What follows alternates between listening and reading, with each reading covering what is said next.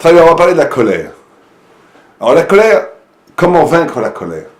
Alors, pour savoir comment on peut vaincre la colère, il faut savoir d'abord qu'est-ce que c'est la colère. Or, les Chazal, nos sages, les grands initiés du Talmud, les grands initiés de la lumière divine qui a été donnée au Sinaï, donc le reflet de la vérité divine, nous disent que la colère, c'est Ra, c'est le mal. La colère, c'est le mal. Il y a beaucoup de Yetzirah dans l'homme. Il y a beaucoup d'instincts pulsionnels négatifs, mais c'est rare que les sages d'Israël pointent une de ces pulsions et le définissent en un seul mot, c'est le Ra, c'est le mal. Le mal en soi. Alors pourquoi c'est le mal en soi? Pourquoi est-ce que c'est plus mal que l'Arzariout, par exemple? L'Arzariout, la cruauté, qui est une abominable inclinaison humaine, est quelque part plus grave que la colère. Pourtant, on n'appelle pas le mal. On appelle le mal la colère, le Ra. Or, le mal, dans la Torah, le Ra, c'est toujours la négation du futur. Ça vaut bien comprendre, on l'a déjà dit, je crois, mais il faut le rappeler. Le mal dans la Torah, le Ra, le bien, c'est toujours la réalisation de la lumière, de clairvoyance, ça veut dire d'un cheminement. Le bien, c'est de faire quelque chose qui a un futur. Quelque chose qui mène, qui a un sens. Un sens, d'ailleurs, dans les trois appellations du mot sens en français. Un sens qui a une direction, qui a un sens, qui a une idée, et qui est sensoriel, qui est vécu dans l'existence. C'est ça le bien. Le bien, c'est quand j'ai un acte qui a un sens, un triple sens, qui construit, qui a un futur. Le mal, c'est toujours la consommation d'une jouissance, d'une satisfaction, qui nie le futur, qui oublie le futur, qui raye le futur. C'est pour ça que la Torah appelle le Ra, Roa. Roa, c'est quelque chose qui casse. C'est pour ça que le premier homme qui s'appelle mal dans la Bible, dans Genèse, dans Bereshit, c'est le fils de Yehuda, qui a une rèche et les lettres retournées, c'est l'anagramme du mot Ra, mauvais. Pourquoi est appelé donc Ra? Parce que c'est un homme qui, dans les relations qu'il avait avec sa femme, n'aboutissait pas la relation, ne voulait pas avoir d'enfant. Il voulait préserver la beauté de sa femme, donc il n'aboutissait pas la relation. C'était une pure jouissance du présent sans aucun avenir. Et il est appelé mal, c'est ça le mal. Bon. Or, la colère reconduit, c'est ça qu'il faut bien comprendre, la colère reconduit au niveau émotionnel ce que le mal au niveau des avérotes, au niveau de l'existentiel ou du conceptuel. Il y a aussi des idées qui sont mal. Des idées qui sont là pour rendre simplement comestible présent. Toute la philosophie, on va dire, moderne, en grande partie, est une philosophie du mal, au sens où elle nie tout caractère essentiel au futur. Ce qui est important, c'est le moment présent. Ça, c'est une pensée négative. Au sens thoraïque du terme, talmudique du terme, la pensée contemporaine est imbibée de mal. Parce qu'elle coupe toute la réflexion d'une tension eschatologique.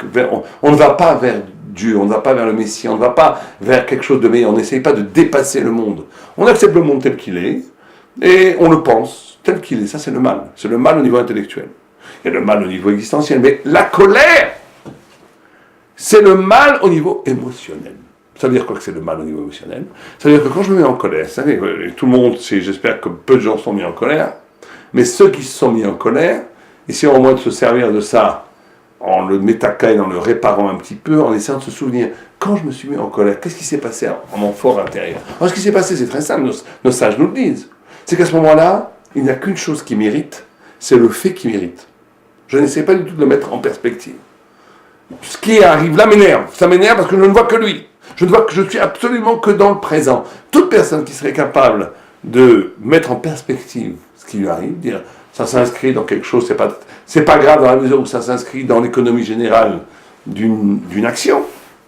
Des fois, un empêchement permet de ne pas aller trop vite et au contraire d'avancer mieux, etc., etc. Donc, si on est capable de voir un futur, on n'est pas obnubilé par le présent. Ce qui nous rend fou de colère, c'est quand l'événement qui nous met en colère, c'est un événement qui prend une figure d'absolue présence, qui nie le futur.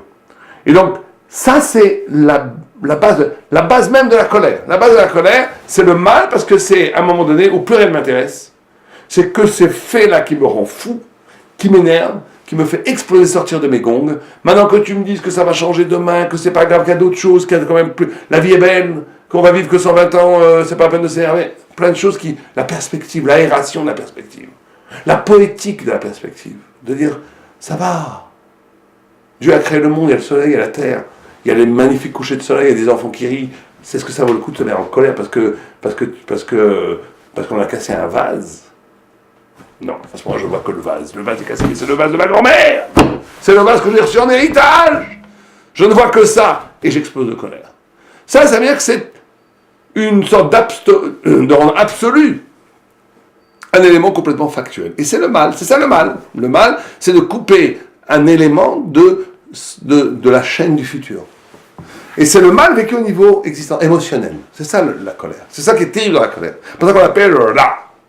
En-ra, et là, le ra, c'est la colère. Enlève le mal de ta chair. Ça veut dire quoi? Enlève, comme ça dit le pasouk, enlève le mal de ta chair. Enlève la colère de ton être. Très bien.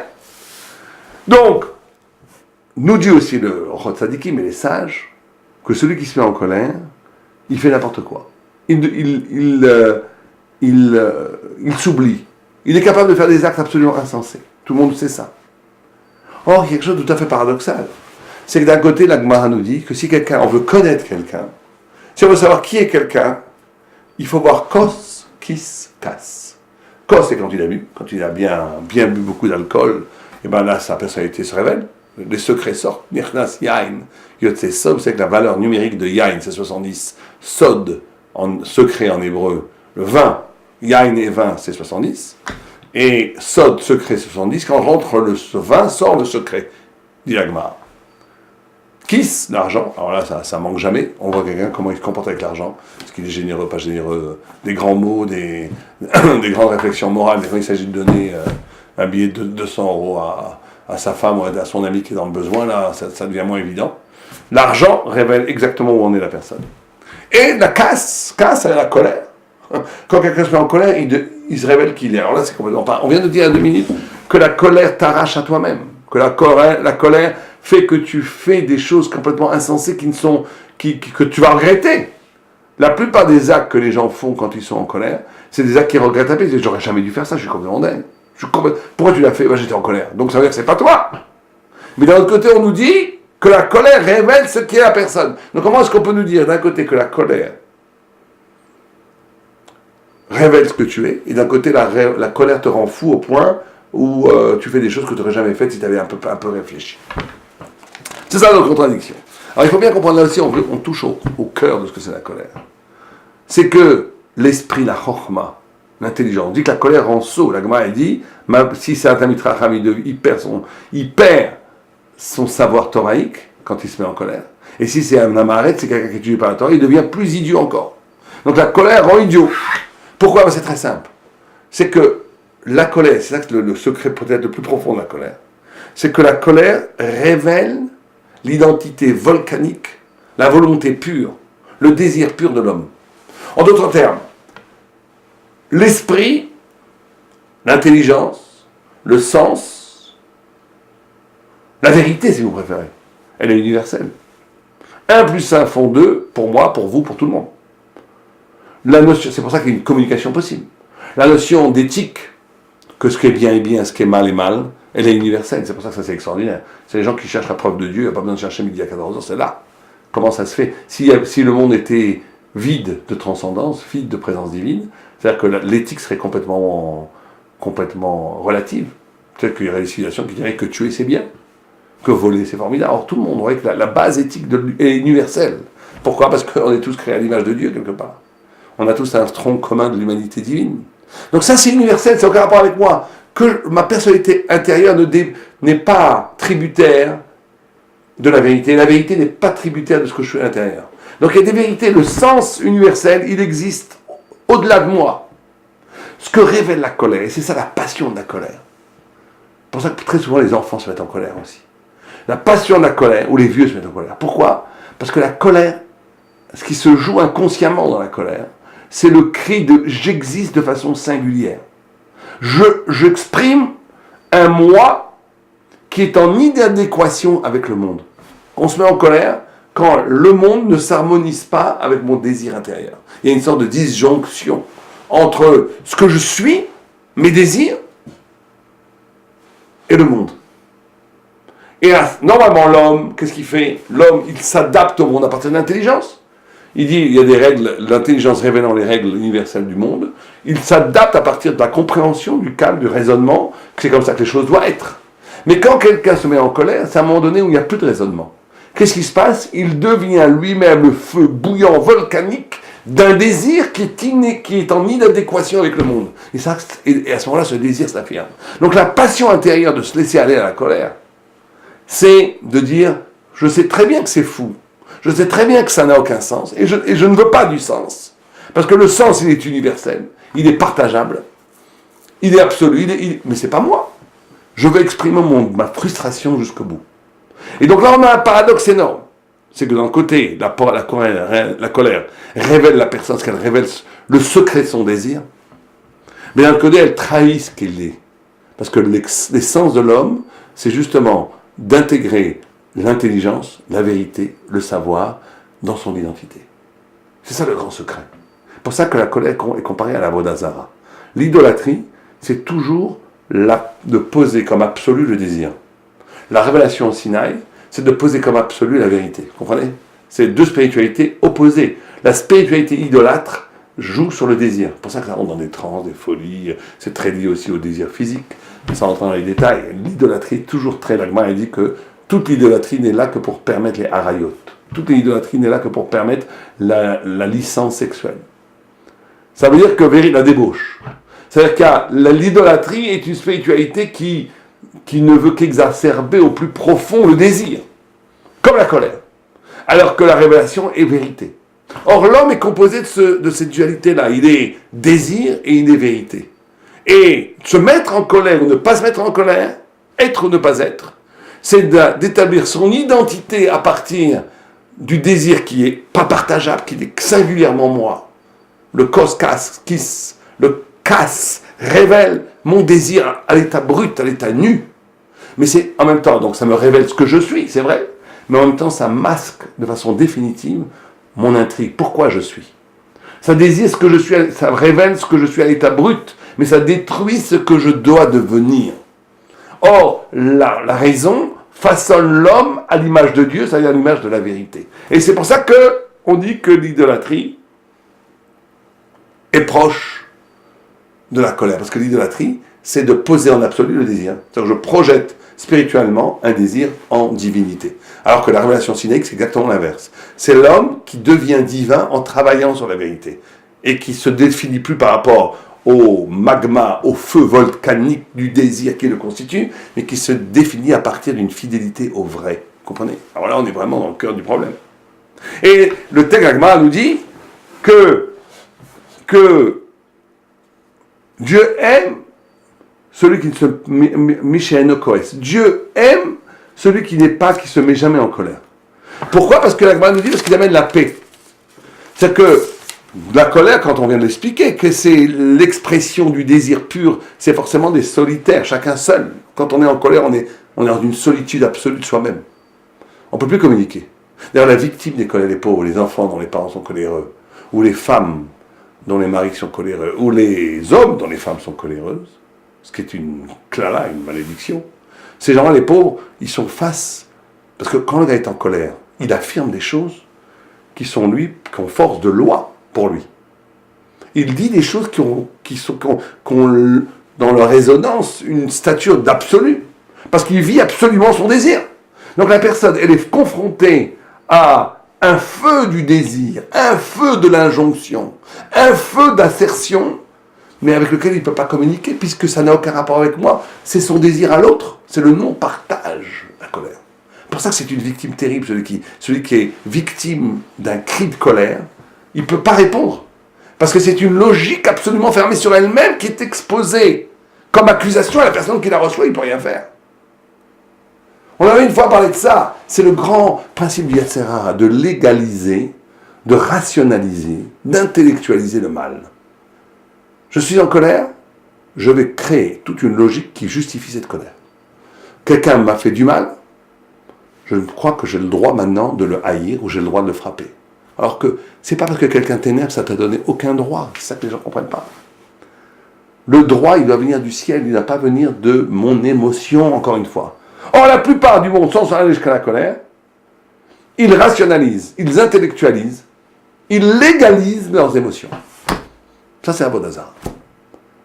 Ça veut dire que moi, je dis que j'ai le droit de dire du Lachon Hara sur cette personne, dans la mesure où cette personne, elle m'a fait ça et ça, mais ça n'a aucun rapport. C'est parce que c'est une personne qui t'a fait ça, ça et ça, que tu as quelconque droit. Le droit, la notion de droit, elle doit être liée à la notion de vérité. Pas aux notions d'émotion. À la vérité.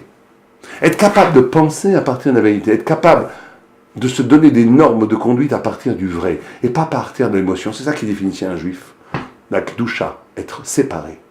Ne pas rentrer dans une rationalisation absolument absurde, qui est le mal en soi. D'ailleurs, vous savez que David Ameller et Shaoul, les deux ont commis des fautes. Shaoul était le premier roi d'Israël, David Ameller le deuxième. Shaoul a perdu la royauté. David n'a pas perdu la royauté. Alors que les deux ont fait des fautes. Shaoul, quand on l'a envoyé tuer Amalek, il n'a pas tué tout Amalek, il a ramené les moutons. Et quand Shmuel leur a dit, mais j'entends la voix des moutons, on t'avait dit de tuer tout le monde, de tuer tous les moutons. Dieu t'a dit de ne pas garder les moutons d'Amalek. Il n'a pas dit khatat, il a dit, non, au contraire, t'en fais pas, je sais ce que je fais. J'ai amené ces moutons pour en faire des sacrifices. Il a commencé à rationaliser, à judaïser, à religiosiser, à thoraïser. Une faiblesse. En vérité, il a eu peur du peuple. Le peuple était le voir en lui disant, mais ça va pas. Il y a des centaines de milliers de troupeaux qui sont magnifiques, on va pas les tuer, c'est absurde. Et Shaoul, devant cette montée de devant ces regards de milliers de guerriers juifs qui lui disaient, on va pas tuer ces moutons. Mais pourtant, Dieu l'avait dit, tue tous les moutons.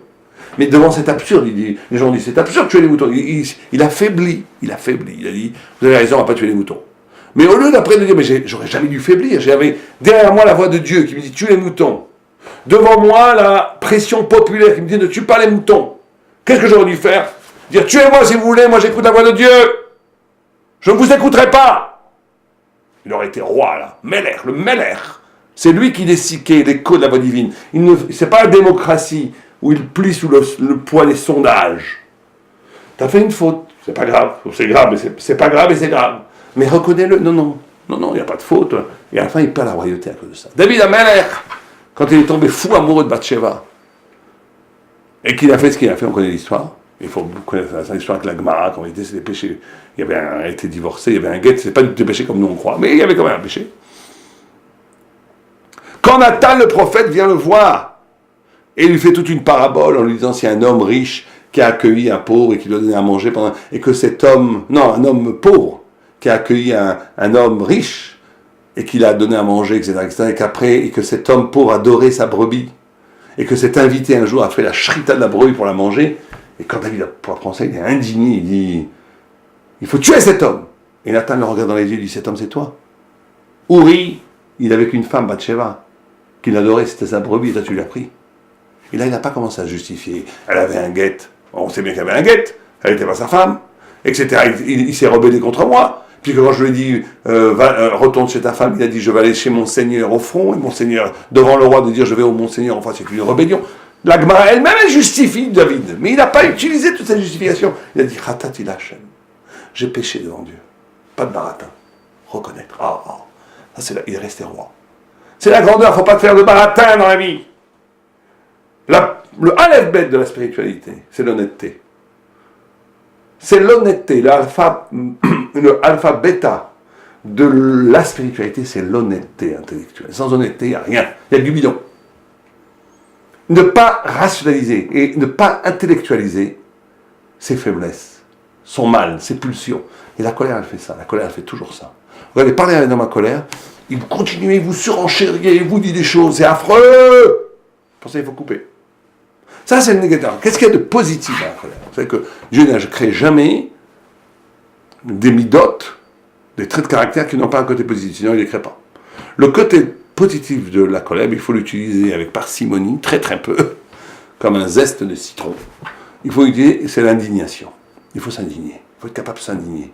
Celui qui n'est jamais en colère, c'est formidable, mais celui qui même il voit qu'un homme de 20 ans frappe une grand-mère, il dit, bon, c'est pas grave, je continue. Il faut s'indigner. Il faut être capable d'indignation. Aujourd'hui, c'est à la mode, indignez-vous, tu parles. C'est pour accuser Israël. Ça, ils savent très bien s'indigner pour accuser Israël. Mais pour laisser les gens mourir de faim, on ne s'indigne pas. Nous, on doit s'indigner quand il y a profanation du visage humain, quand il y a violation de la hauteur divine, quand la Torah est bafouée, quand les valeurs de vérité sont renversées, quand on ne respecte plus les grands rabbinim, quand on ne sait plus faire la part entre la vérité et le mensonge. On doit avoir des colères blanches. On doit être, c'est le côté positif de l'indignation morale. C'est très très important. Alors comment est-ce qu'on va vaincre la colère? Alors le Ochot Tzadikim nous donne le secret. Il dit pour vaincre la colère, il y a un seul remède. Un seul remède. C'est lequel? Le silence. Le silence. Il dit il faut aller devant la mer. Bon, il n'y a pas de mer à Jérusalem. Devant les montagnes. Dans la forêt. Ou bien même chez vous. Le silence. Faire 1 heure de Tzom Dibour. Jeûne de la parole. Silence. Le silence, il est réparateur pour la colère, pour les gens coléreux. Parce qu'il nous donne, encore une fois, cette dimension, cet espace, ce souffle, cette respiration, cet espace poétique de relativiser les choses, de mettre les choses en perspective, ne pas tomber dans l'obstination du détail, ne pas être victime par l'objet qui m'instrumentalise. Il faut être capable d'écouter le silence, d'écouter la beauté du monde, d'écouter la beauté de soi-même, la beauté des autres. Il faut être capable de se taire, simplement. Si on est capable, 1 heure par jour, 1 demi-heure par jour, au moins 1/4 d'heure par jour, de ne pas parler, d'aller se promener dans la forêt, de rester seul, de méditer, d'être dans une sorte de contentement d'être. Parce que la colère, c'est toujours l'expression d'une frustration, d'un mal-être, par définition. Juste un petit peu d'être heureux d'être. Le silence, ça ne veut pas dire le rien. Le silence, c'est d'écouter justement le son des choses au-delà du vacarme quotidien. D'écouter la musique magnifique du monde. Être capable d'avoir cette écoute-là, cette distance, cette respiration, c'est le remède radical de la colère, que tout le monde trouve en soi cette paix intérieure, cette menuchat hanefesh, qui donne la lumière au visage et le bonheur à Nova et nous, comme tout.